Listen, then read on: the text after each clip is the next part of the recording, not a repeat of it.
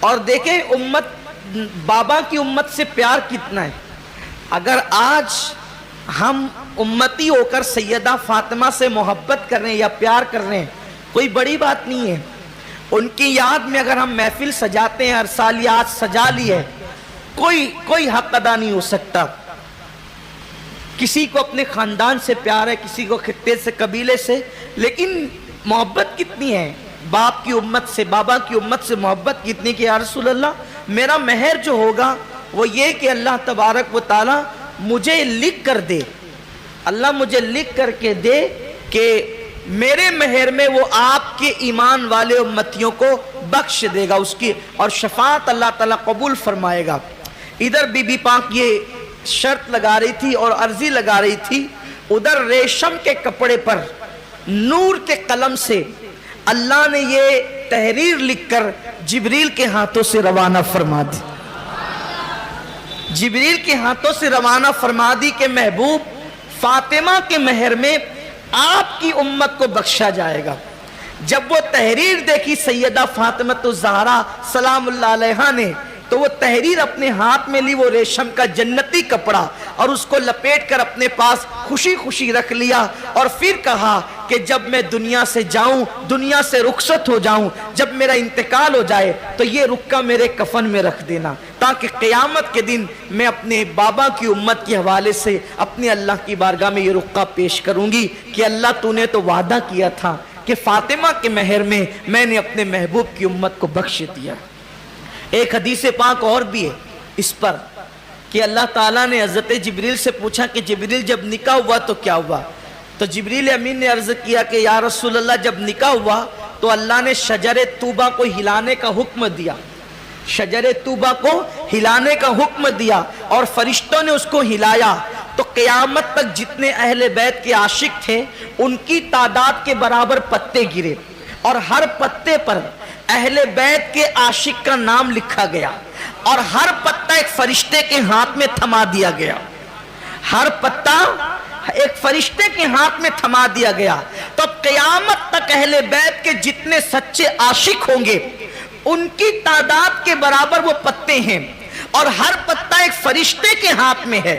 جب اس شاکان اہل بیت قیامت کے دن میدان محشر میں پہنچیں گے تو ان کے پہنچنے سے پہلے وہ فرشتے وہاں موجود ہوں گے، اور ہر پتے پہ اہل بیت کی اس شاخ کا نام لکھا ہوا ہے. جب اہل بیت کا عاشق میدان محشر میں پہنچے گا تو وہ مغفرت کی ضمانت، وہ جو شجر طوبہ کا پتا ہے، وہ فرشتہ تھما کر کہے گا او محبت اہل بیت میں زندگی گزارنے والے یہ لے اپنی مغفرت کی ضمانت حاصل کر لے.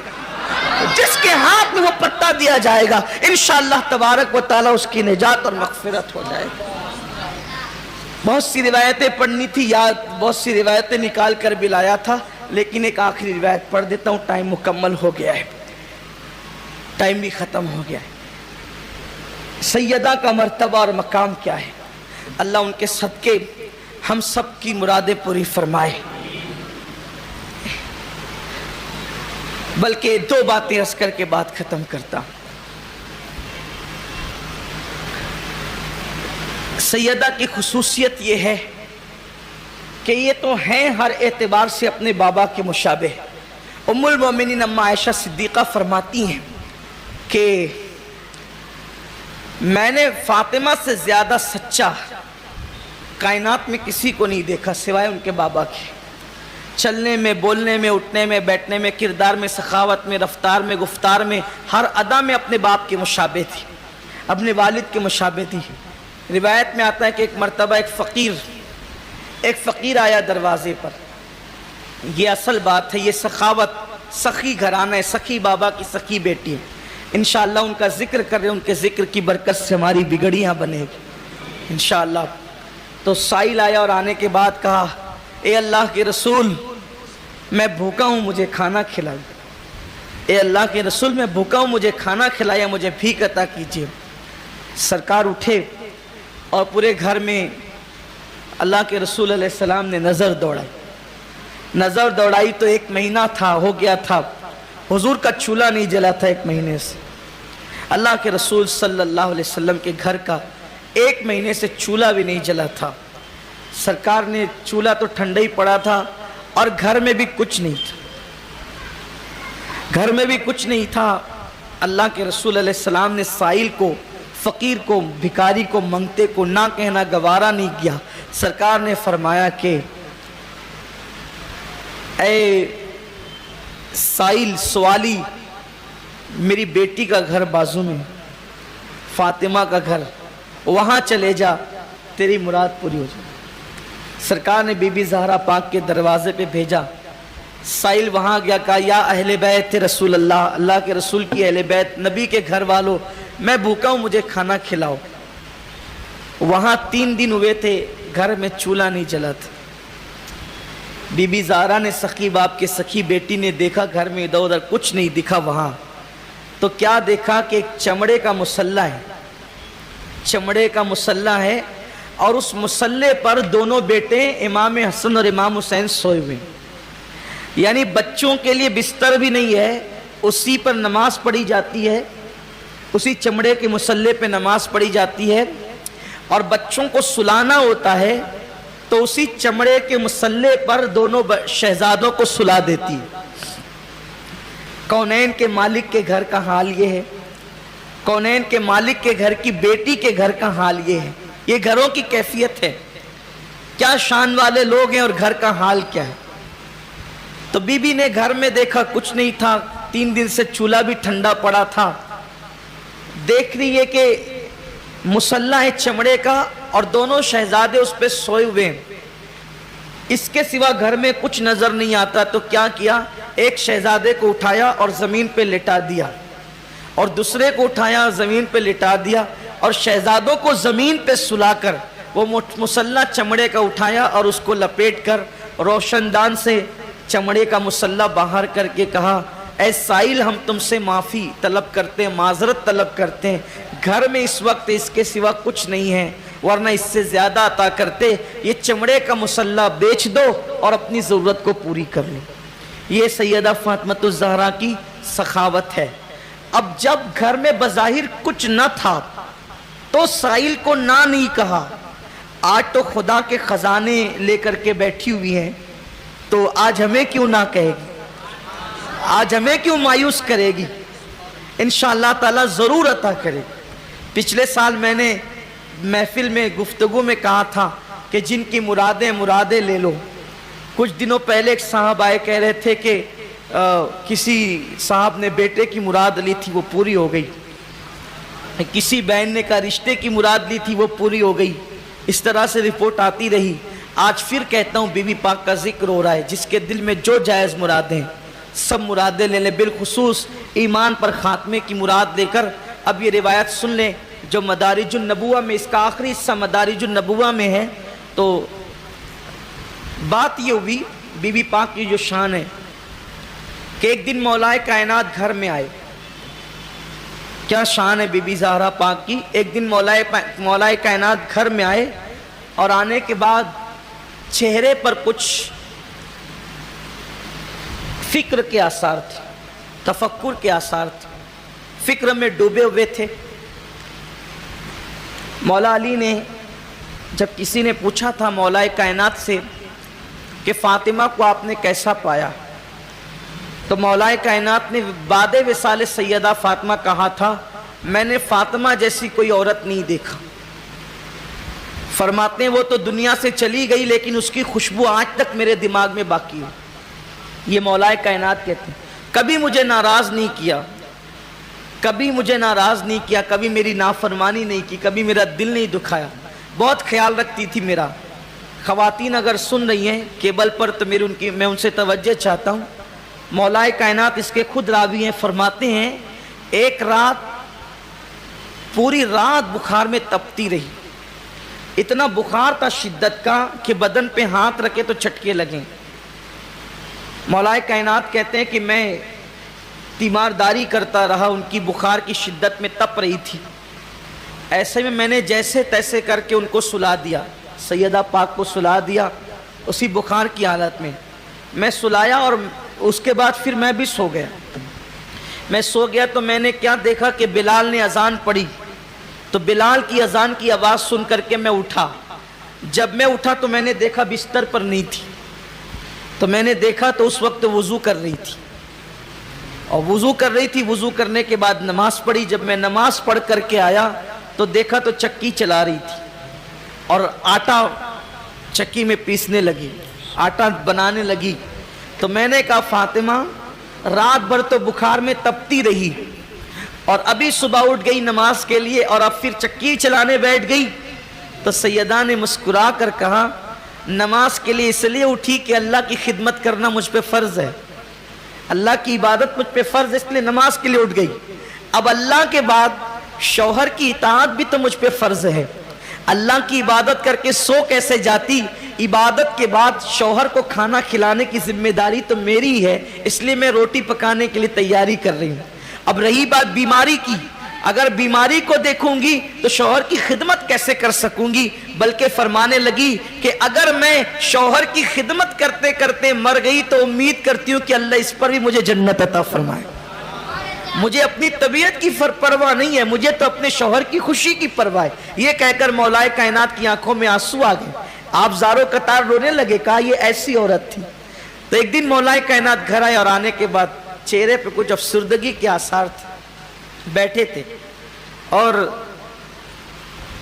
چہرے پر افسردگی بی بی زہرا پاک نے دیکھا تو کہنے لگی کہ کیا ہوا، کوئی خاص بات ہے؟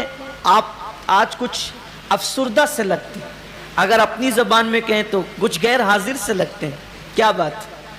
مولا کائنات نے کہا کہ آج حضور نے وعظ فرمایا، خطبہ ارشاد فرمایا، اور حضور نے اپنے خطبے میں آج حضرت سلیمان علیہ السلام کی بیٹی کے نکاح کا تذکرہ فرمایا۔ آج حضرت سلیمان علیہ السلام کی بیٹی کے نکاح کا، شادی بیاہ کا ذکر کیا اللہ کے رسول نے۔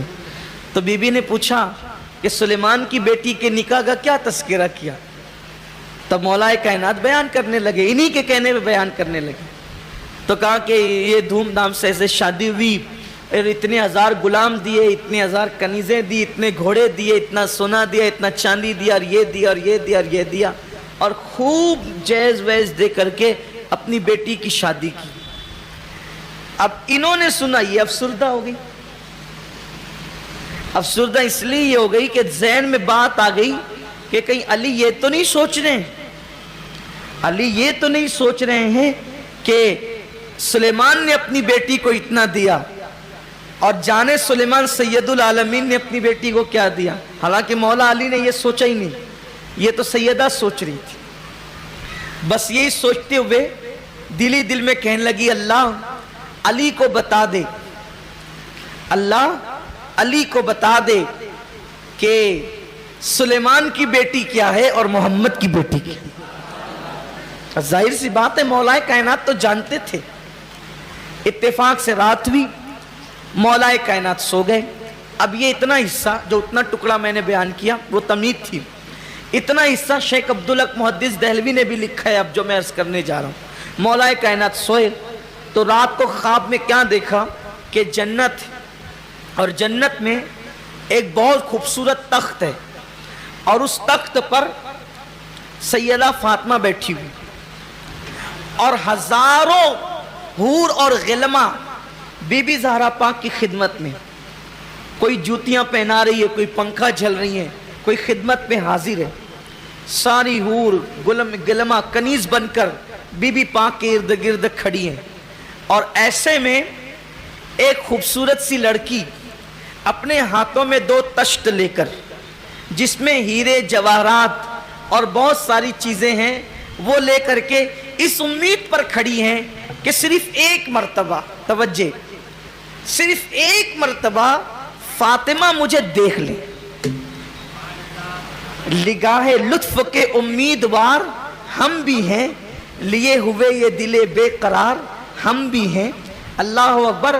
صرف اس امید پر جنت میں خوبصورت سی لڑکی ہے، ہاتھوں میں 2 تشت لے کر، ہیرے جواہرات لے کر، تحفے تحائف لے کر، اس امید پر کھڑی ہے کہ بی بی صرف ایک نظر مجھے دیکھ لے۔ لیکن بی بی اس کی طرف دیکھتی نہیں، نگاہیں جھکا کر بی بی صاحبہ بیٹھی ہوئی ہے، سیدہ بیٹھی ہوئی ہے، اس کی طرف بی بی دیکھتی نہیں، اور وہ منتظر ہے کہ اس کی طرف صرف ایک نظر اٹھا کر دیکھ لے، صرف نظر اٹھا کر۔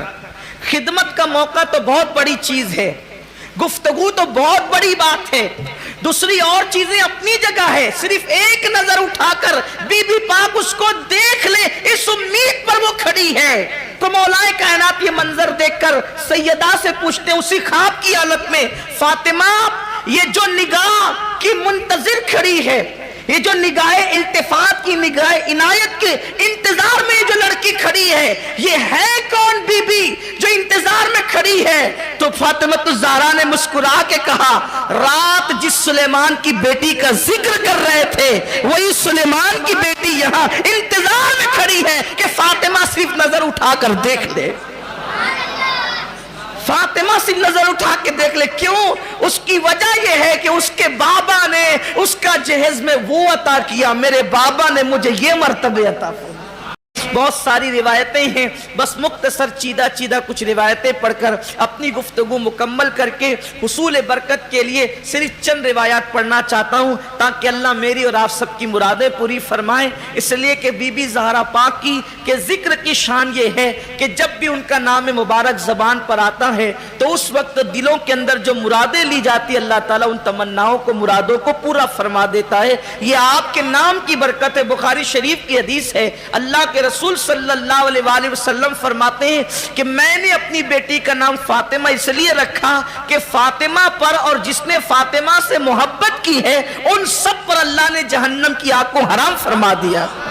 صرف محبت کرنے پر جہنم کی آگ حرام ہے۔ کس قدر سستا سودا ہے، کس قدر جو ہے اللہ اکبر اچھا سودا ہے، گھاٹے کا سودا ہی نہیں ہے۔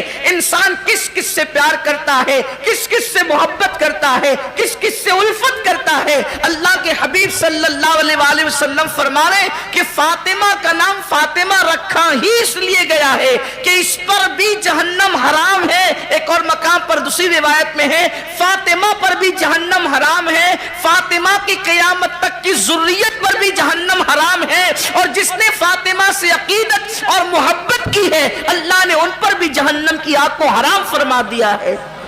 سیدہ فاطمہ الزہرا رضی اللہ تبارک و تعالیٰ کی شان یہ ہے، آپ کا مقام اور مرتبہ یہ ہے کہ حضور علیہ الصلوۃ والتسلیم نے ارشاد فرمایا کہ فاطمہ میرے جگر کا ٹکڑا ہے، الفاطمہ تو بدعۃ منی، بہت کثرت سے یہ حدیث پاک آئی ہے۔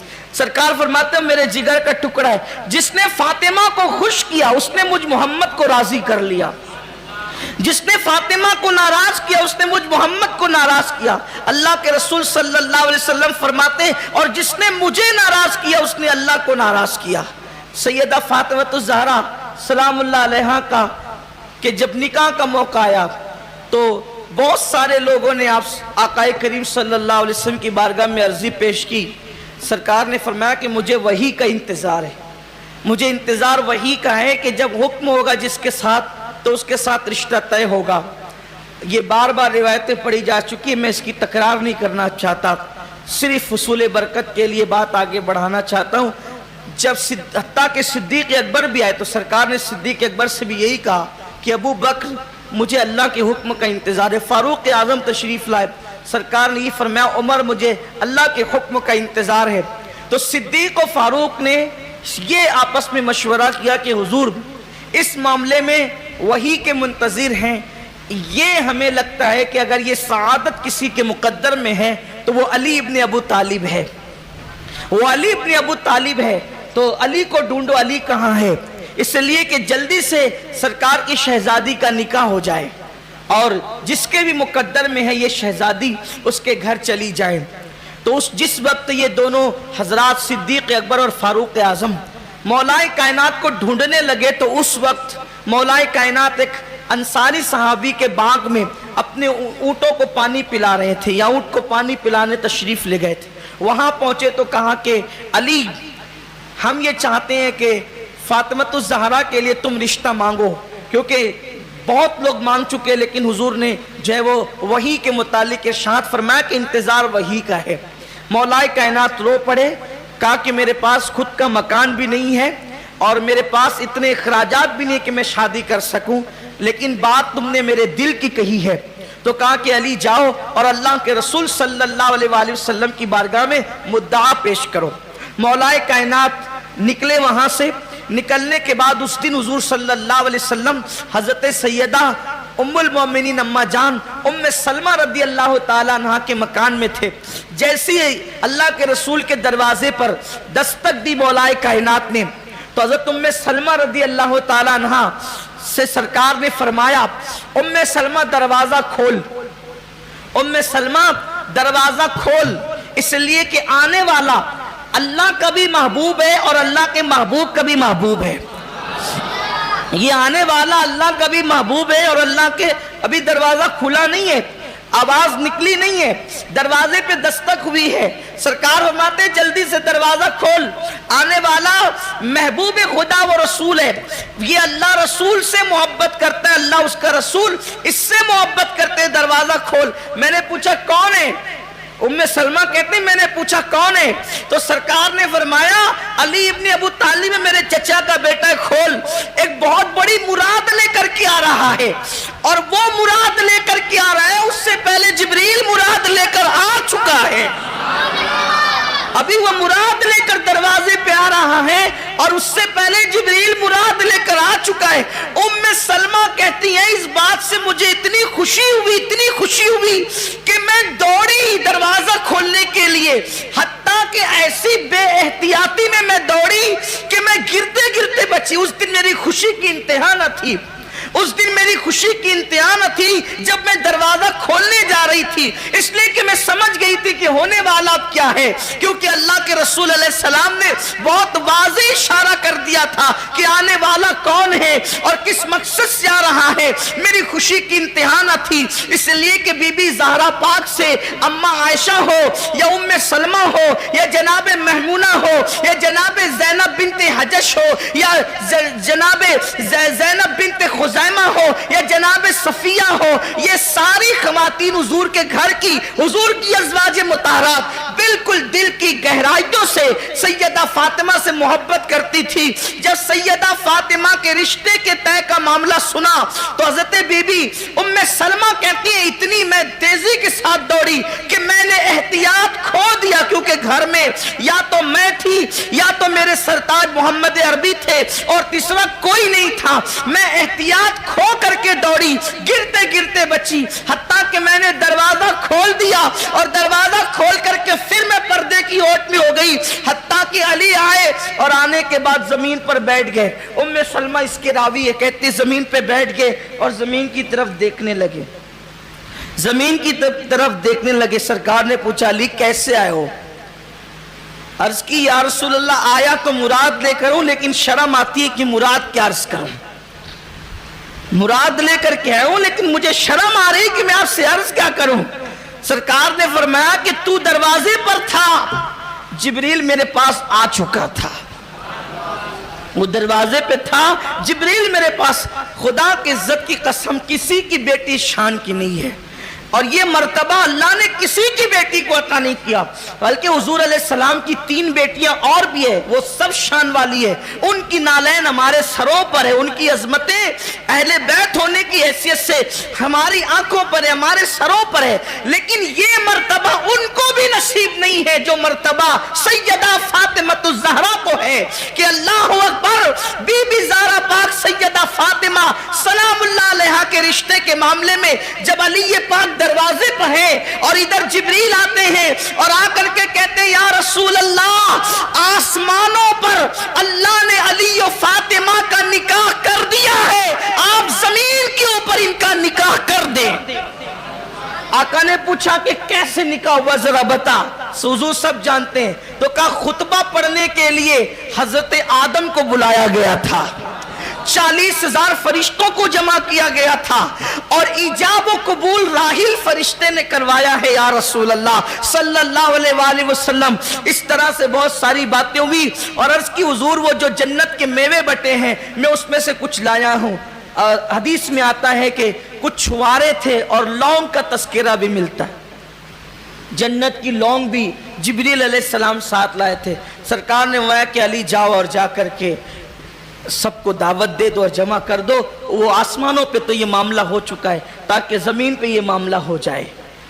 جیسے ہی باہر نکلے تو دونوں یار انتظار کرے تھے, سیدنا صدیق اکبر اور فاروق. یعنی کیا محبتیں تھی آپس میں. رشتے کے لیے حضرت مولا کائنات کو راضی کرنے والے تو یہ دونوں ہی تھے نا, سیدنا صدیق اکبر فاروق اعظم. اور پھر اس کے بعد یہ لوگ منتظر تھے, اور پھر جب دعوت دی گئی تو جلدی جلدی سب لوگ جمع ہو گئے. اور پھر اللہ کے رسول علیہ الصلوۃ والتسلیم تشریف لائے اور سرکار نے فرمایا کہ علی خطبہ تم ہی پڑھو.